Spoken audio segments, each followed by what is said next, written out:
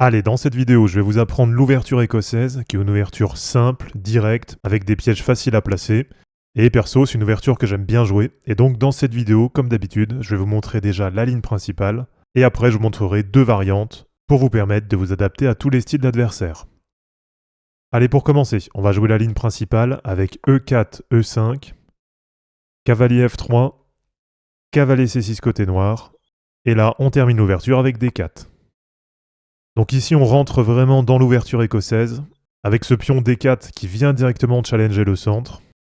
Et donc si les noirs prennent avec pion prend D4, et bien derrière, avec les blancs, on peut reprendre le pion avec le cavalier.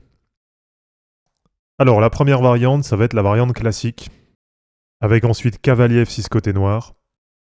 Ici, on va jouer cavalier C3, donc on vient défendre le pion sur E4. Ensuite, fou B4 côté noir. Donc là, forcément, ça nous empêche d'aller défendre le pion sur E4. Ici, on va jouer cavalier prend C6. Ensuite, les noirs, ils vont reprendre avec le pion B. Et alors là, on a toujours ce pion à venir défendre. Donc là, on va jouer fou D3. Ensuite, D5 côté noir.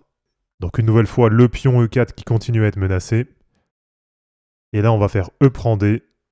Et ensuite, C prend D côté noir.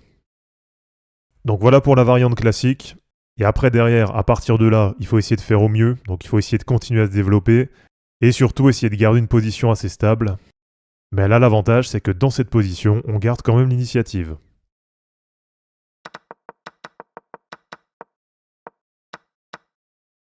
Donc voilà pour la première variante. Et donc maintenant, pour la deuxième variante, je vais vous montrer le piège du coup de la dame. Et alors là, ce qui peut arriver, c'est qu'il y en a qui tentent de vous jouer dame H4. Et là, ils vont essayer de piéger votre cavalier en menaçant le pion E4. Mais alors, pour répondre à ça, il y a un coup qui est bien puissant, qui va être cavalier B5, qui a un coup qui menace derrière directement cavalier C7 échec. Donc là, ça permettrait en même temps de faire une fourchette pour aller gagner une tour. Et par exemple, sur dame prend E4 échec, là, il y a juste à jouer dame E2, et ça permet de gagner du temps pour après ensuite reprendre le centre. Donc voilà les amis, c'est terminé pour cette vidéo, j'espère en tout cas que ça vous aura plu. Comme d'habitude, pensez à vous abonner, à liker et à commenter cette vidéo pour soutenir la chaîne. De mon côté, je vous mets tout ça en ligne, et je vous dis à bientôt, ciao.